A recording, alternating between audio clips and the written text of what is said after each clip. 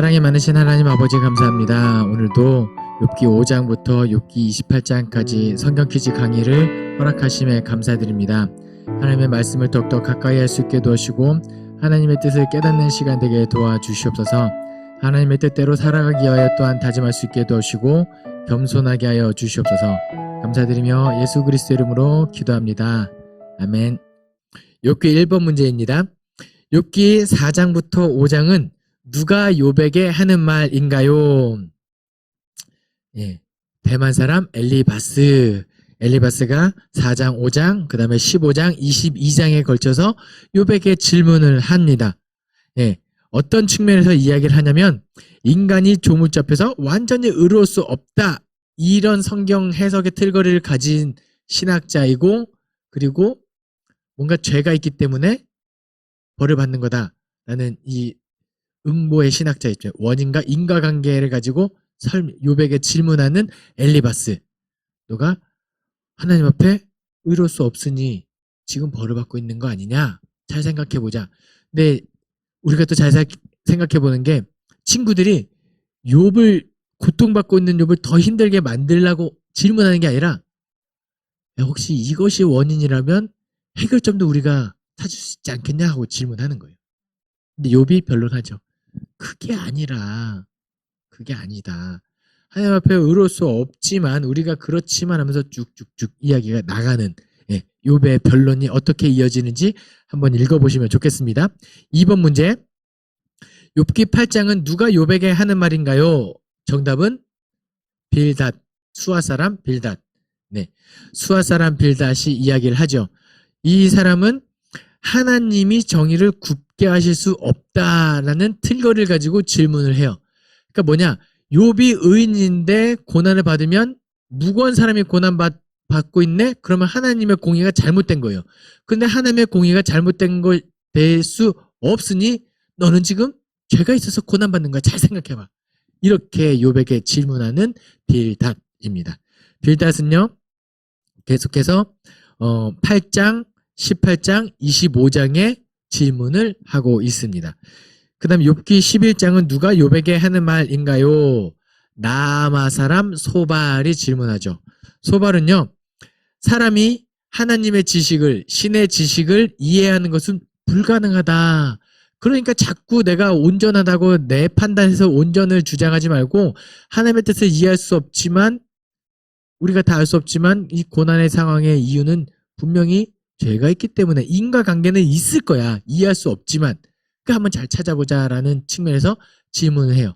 그러니까 욥은 또 변론하고 있는 모습을 볼 수 있습니다. 그래서 1번, 2번, 3번 문제 누가 한 말인가요? 라고 이 통독을 하실 때 내용이 완벽하게 이해되지 않을지라도 누가 지금 이야기하고 있고 어떻게 변론하는지를 조금은 생각해보며 깊이 묵상하시면 욥기 묵상에 큰 도움이 되실 겁니다. 4번 문제입니다. 하나님은 아프게 하시다가 싸매시며 상하게 하시다가 그의 손으로 고치시나니 욥기 5장 18절 말씀인데요. 문제는 신명기 32장 39절과 비교해 보세요. 제가 읽어드릴게요. 이제는 나 곧 내가 그인 줄 알라.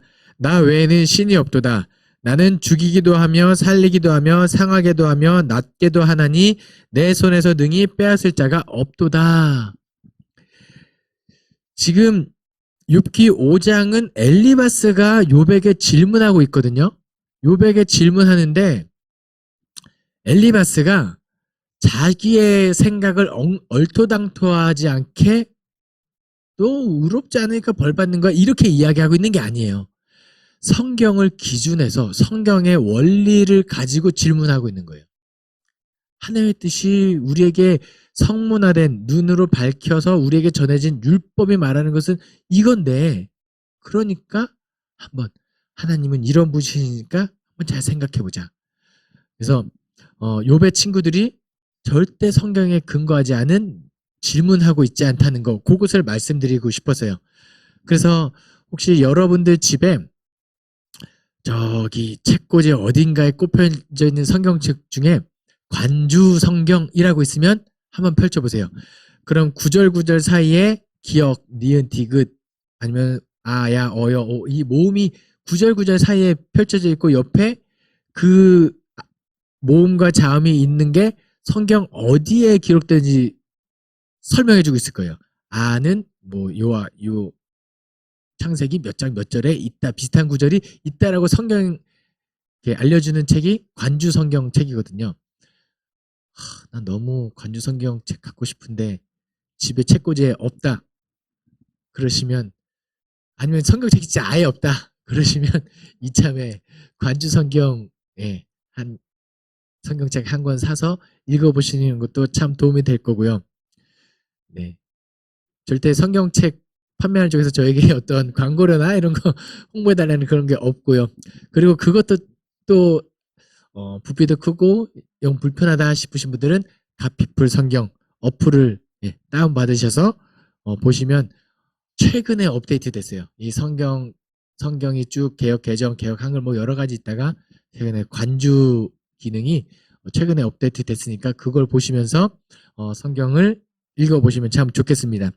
어쨌든 요 4번 문제에서 하고 싶었던 이야기는 친구들이 구약 성경 율법을 근거해서 욥에게 질문하고 있다. 문제점이 무엇이고 해결점을 찾기 위해서 율법을 근거하고 있다는 것을 기억하시면 좋겠습니다.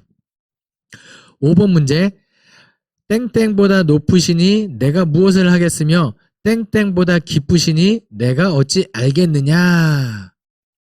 정답은 뭐죠? 하늘보다 높으시니 그리고 스올보다 깊으시니. 지금 11장은 나아마 사람 소발이 이야기하고 있는 거죠.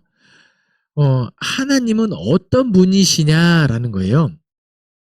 소발은요, 하나님의 뜻을 우리가 다 이해할 수 없다라는 측면에서 이 질문을 하는 거거든요. 이 개념은요, 하늘보다 높다. 그러니까 우리가 만약에 인간이 지적으로 도달할 수 있는 높이가 가장 높은 것이 하늘이다라고 한다면 하나님은 어떤 분이다? 그 우리가 도달할 수 있는 하늘 그 위에 더 높으신 분이다. 그럼 스울보다 낮다라는 개념은 인간이 이해할 수 있는 낮아지면 어디까지 낮아질 수 있을까? 이 스울이 약간 지옥 같은 느낌이고 저 낮은 무적행 바닥에 안 보이는 동굴 같은 그런 이 스울 쭉. 근데 인간이 스올까지 깨달음이 있을지라도 하나님은 어떤 분이다? 그 스올보다도 더 낮은 데까지도 계신 분이 하나님이에요. 그러니까 인간이 하나님의 뜻을 이해할 수 없다라는 측면에 소발의 그 인식을 잘 드러내고 있는 질문인 거죠. 어떻게 보면 이러한 구절은요, 엘리바스와 빌닷의 다른 그 틀거리도 잘 맞아요. 우리가 다 알 수 없고 지혜가 아니고 하나님의 높으신 지혜를 찬양하고 있는 구절이기도 합니다. 6번 문제입니다. 하나님의 땡땡하심을 내가 들었느냐? 지혜를 홀로 가졌느냐? 정답은 뭐죠? 오묘하심입니다. 오묘하심. 이 뉘앙스 어떠세요? 자주 쓰는 말은 아니죠.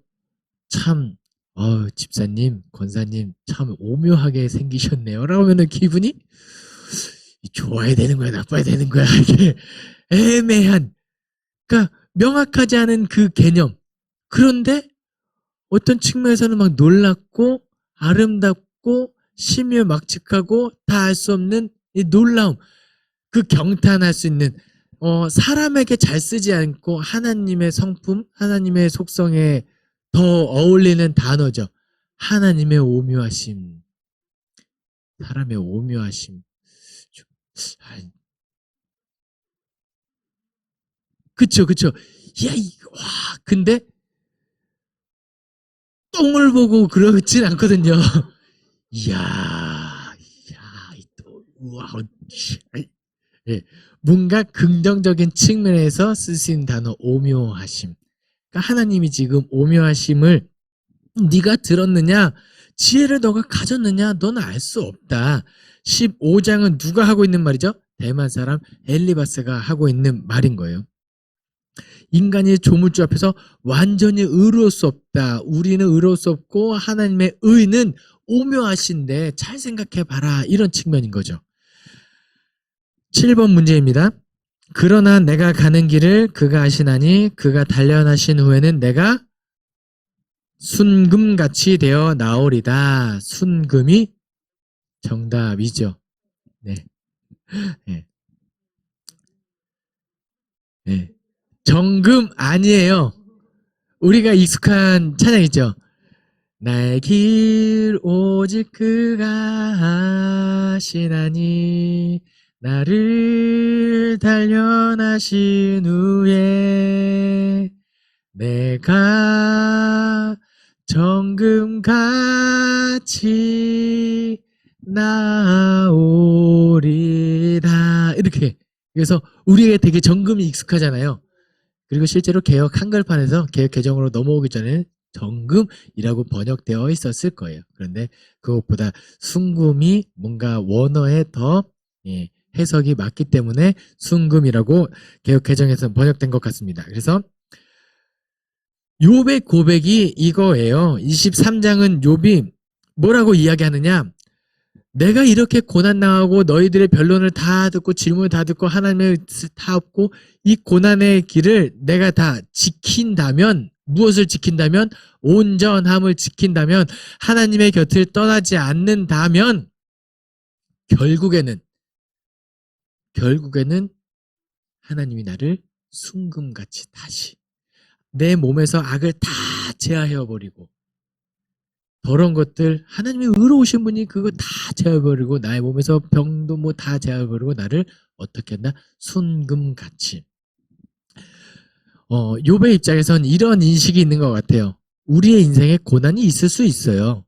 그런데 큰 그림에서 보면 그것도 잠깐이에요. 결국은 하나님은 나를 선한 길로 인도하실 거고 하나님은 나를 순금같이 나오는. 그럼 우리가 언제 넘어지고 언제 망하는 거죠? 그때를 기다리지 못하면 순금이 될랑말랑할 때 온전함을 잃어버리면 참 안타깝죠. 그럼 또 누군가는 이렇게 질문할 수 있어요. 끝까지 지켰는데 결국은 순금처럼 나오지 못하고 죽은 사람들은 어떻게 할 거냐? 어떻게 해석해야 될까요? 부활. 네. 저도 몰라요. 저도 지금 부활이 더 네. 부활도 있겠고 또 뭐가 있냐면 놀라운 신앙 고백이 제가 정말 하고 싶은 신앙 고백이 하나 있어요. 다니엘의 세 친구의 고백입니다. 우리가 풀무불에 들어가더라도 하나님이 우리를 구원하실 겁니다. 설령 그리 아니하실지라도 나는 하나님께 감사합니다. 그리 아니하실지라도 이거예요. 내가 순금을 보지 못할 수도 있어요. 나의 인생은 사람의 기준으로 봤을 때 끝까지 억울하고 고난이고 힘들고 피폐한 인생을 살지라도 그 모든 것을 이미 경험하신 예수 그리스도를 생각하면 it's okay. 네. 이 고백이 우리 가운데 있으면 이 사람 참 신앙이 깊다. 예수 그리스도의 성품을 비로소 그리스도인이 되었구나라고 할 수 있을 것 같아요. 어쨌든 내가 단련한 후에는 나를 단련하신 후에는 내가 순금처럼 나오리다. 이 욥의 고백을 한번 잘 묵상할 수 있었으면 좋겠습니다. 꾀꼬리가 울어가지고 갑자기. 네. 8번 문제입니다. 그의 군대를 어찌 땡땡할 수 있으랴? 그가 비추는 광명을 받지 않는 자가 누구냐? 정답은 어찌 개수할 수 있으랴라고 이야기하고 있죠. 빌다시 질문하고 있는 거예요. 그의 군대를 우리가 어찌 개수하겠느냐라는 거예요. 알 수 있느냐? 모른다.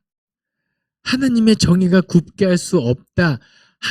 지금 너는 지금 분명히 고난을 당해서 왜 너가 온전함을 지켰고 그동안에 좋은 모습을 보이고 있었음에도 사람의 눈에 보이기에 의인이었지만 고난당하는 것은 하나님의 공의가 하나님의 정의로우심이 굽어질 수 없는 측면을 넘어서지 않으니 뭔가 잘 생각해봐라. 하나님의 군대를 개수할 수 없다.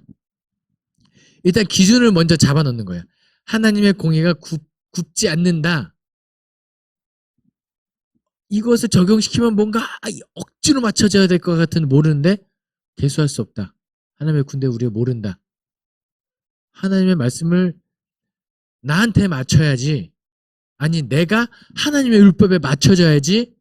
하나님의 이 굽어질 수 없는 공의를 자꾸 내 인생에 맞춰서 꺾지 말아라. 이런 의미가 좀 담겨져 있는 거예요. 네.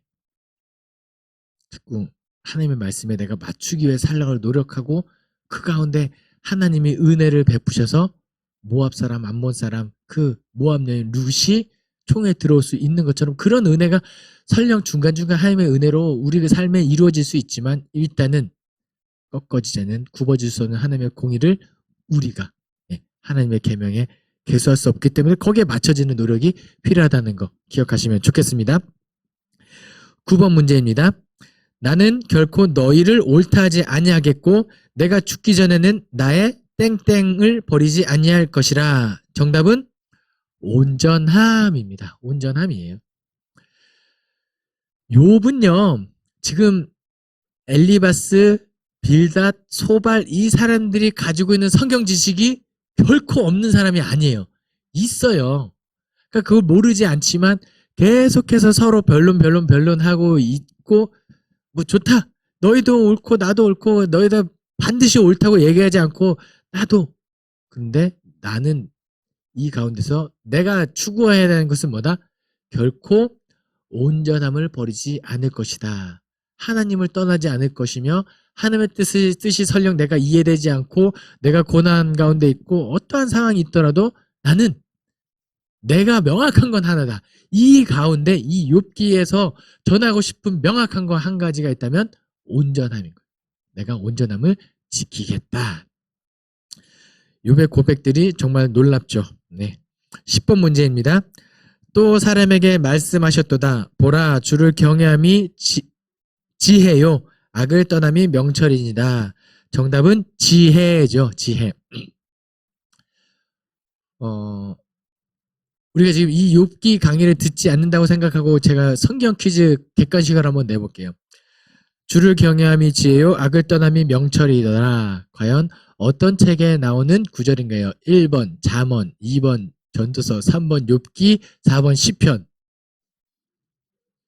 진짜 출제자. 와, 당신이 이겼습니다. 이 구절이 왜 여기서 나와? 이렇게 되는 거예요. 제가 입시할 때 되게 저를 힘들게 만들어 문제라서 한번 이야기해 보았습니다. 문제가 그렇게 나왔어요. 뭐라 또 어디지? 공부를 안 하면 절대 맞힐 수 없는 문제. 적어도 욥기하고 시편은 지우고 잠언이나 전도서에서 찍었을 것 같은 구절이 왜 여기서 나올까요? 예. 욥기 28장이 욥기의 핵심 지혜장이에요. 지혜. 사람의 지혜가 무엇인가 욥기가 너무너무 알려주고 싶은 장인 거예요. 지혜가 무엇이냐? 금보다 은보다 귀한 그 가치 있는 물건. 그래서 광산의 비유를 하거든요. 28장에서. 사람들이 여기도 산이고 저기도 산이고 모든 게 다 여기 사방팔방이 산이에요. 그런데 대박. 3번 산을 파면 거기 금이 나온대 라고 하면은 1번부터 5번 산 중에 3번, 2번 산에 1번 산에 금이 나온다고 생각하면 어떤 산을 파시겠어요? 어떤 수고를 하시겠어요? 1번 산을 파겠죠. 왜요? 2, 3, 4, 5번 산에는 금이 없으니까 금이 있는 1번 산을 파는 수고로움을 기꺼이 감당하죠. 왜요? 가치 있는 금이 거기 있으니까. 그러면 금보다 더 가치 있는 지혜를 어떻게 우리가 구할 것이냐. 이 28장은 그런 측면에서 이야기를 하고 있어요. 지혜를 구해라. 하나님의 지혜를 구해라.